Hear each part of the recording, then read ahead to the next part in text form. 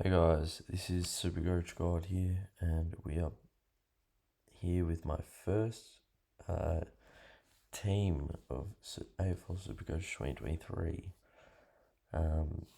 Alright, may as well start from day one. Jordan Dawson.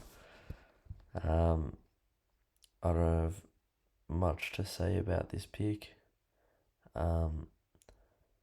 Could change, but I think for me, Jordan Dawson is pretty much a lock.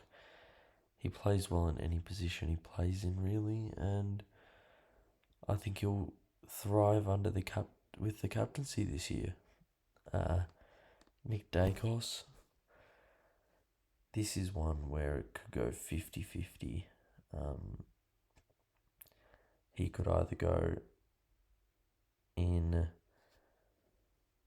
my team in the long run, or I take him out before round one. It all depends on this practice game, I think. Assumingly he gets tagged quite a bit this year. But yeah, should be good. Could still definitely change. Elliot Yeo. I think everyone's got this bloke in their team, so I don't even want to touch him. He will either he'll play a bit of mid and a bit of half back, and will probably thrive in that area of the game. Assuming he will go up to around 480, 500k. Caulfield,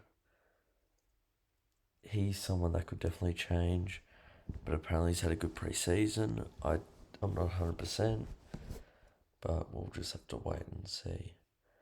Gimby has apparently had a great pre-season coming out of the West Coast camp, and he should play round one, but just that 171k price tag that I'm not 100% sure about, but we'll have to wait and see. Connor McKenna obviously played for the Bombers, was pretty good. Irishman went back home, decided he wasn't done with with AFL footy, and he was pretty good quite a few years ago. Probably got to 400k, 450.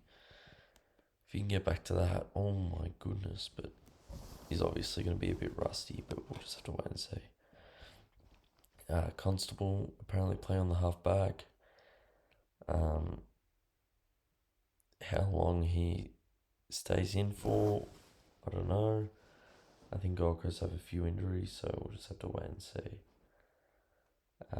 Lockie, I think it's Lockie, Cohen. Haven't actually seen this bloke play at all, but heard that he's pushing his name for round one, and yeah, I think the interesting thing about Carlton is their top 10 players are very good, but I think their bottom 6 players are just a bit average, and he could slot into there, so we'll see. Now to the midfield, Clayton Oliver. Don't really need to explain myself for this pick. Yeah, he's 700k, but just sub of it. But he's an outright gun. Could potentially win the Brownlow. Yeah, he's just a gun. He's that redheaded gun, who's bound to get 35 touches every week. So he's in my side. The Bond. Don't think he got many scores below 100 last year. Could be wrong, but I think he will be a very strong contender for the Brownlow along with Oliver, and could take the Dogs to finals this year, possibly.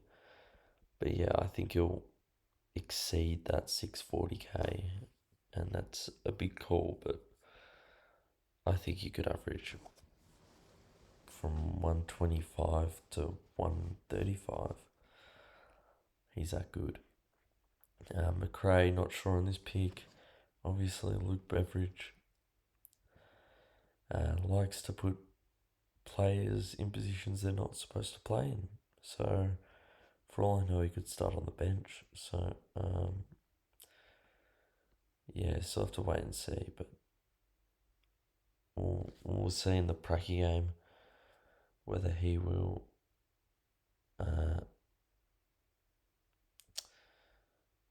be a lock in my side if he gets the right amount of CBAs. Green apparently got 50 touches the other day in a Pracky game. Looks elite. Had a good first half last year, but then just dropped off, probably because of his fitness. But if he can play how he did in the first half of last season all year, boy oh boy, do we have a keeper. Jacob Hopper. I actually have not seen him play in the Tigers jersey at all, so I don't even know what role he's playing, to be honest, but apparently, what is it? 65% of people think he's going to go up, or they must think he's going to go up to around 500k, but I don't know. It's a wait and see for me. Ashcroft,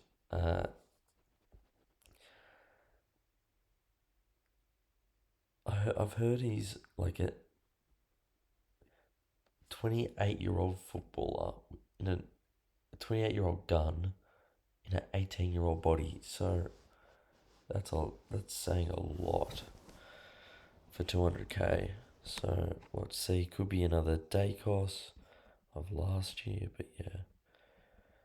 Philippou, don't know much. These rookies are very not confirmed. For all I know, all 5 of these rookies could change, but yeah. Will Phillips seems like he's putting his hand up for round 1. Apparently meant to be getting good minutes, so should be in my side come round 1, but we'll have to see. McVee apparently played well in the first Pracky game for Melbourne and in the intra-club, so I know it's not much, but yeah, we'll get actual scores through this these Pracky games, and I'll come out with a conclusion of whether he's in my side. Chesser did have the red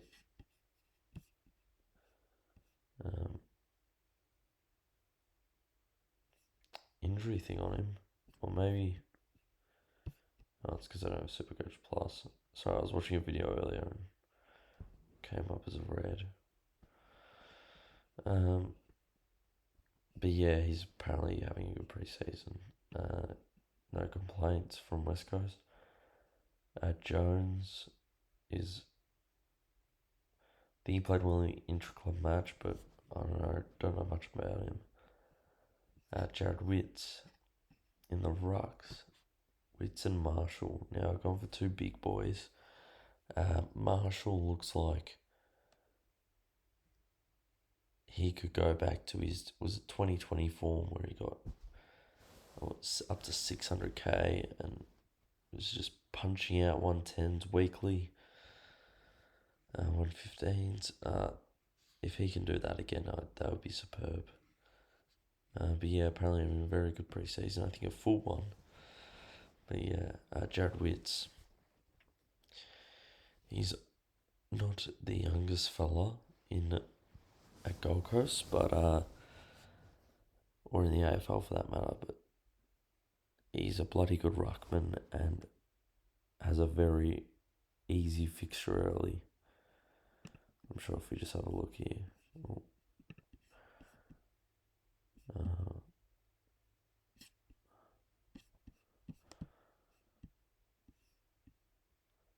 Sydney, no Ruckman. Essendon, Draper, but he could be injured.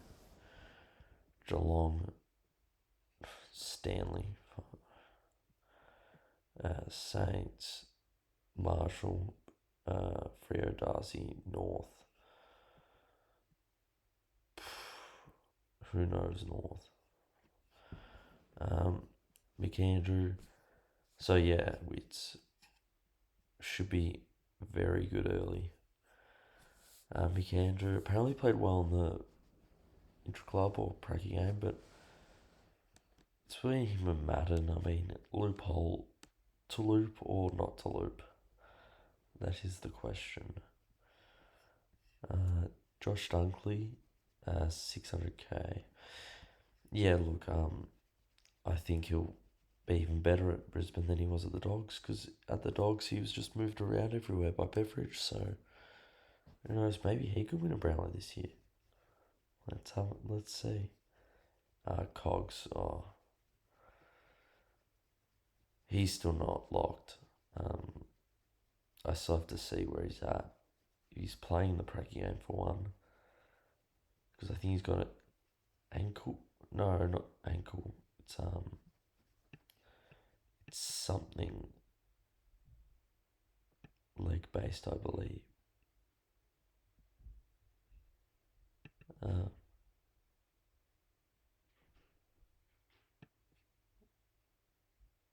Rosie, 513k. I think he'll make All Australian this year, and he will average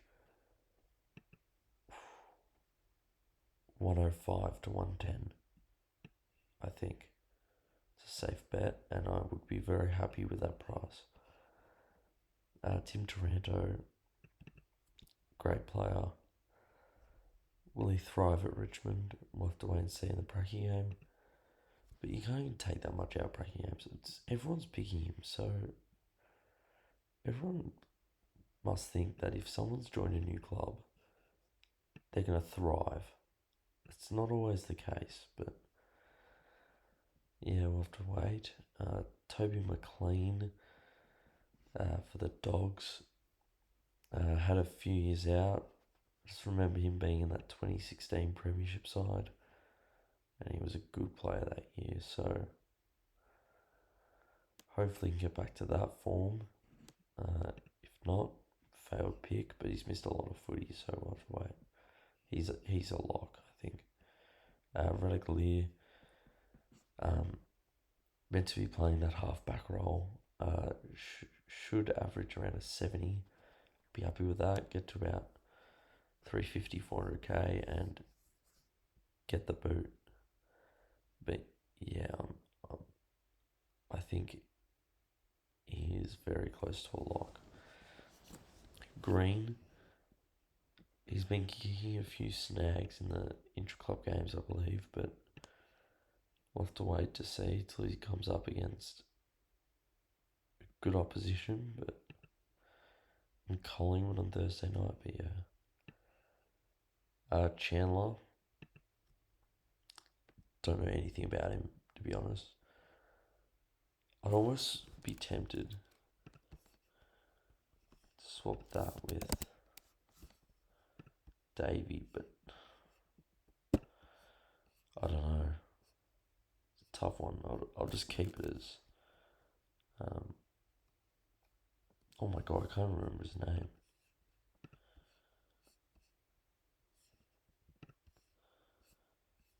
Oh wait, if I just do this one. There we go. Yeah, there we go. Okay. That is my team. Tell me any suggestions you have. Might listen to them, might not. And I think this team's good for now, but yeah, let's quickly count the premiums. 1, 2, 3, 4,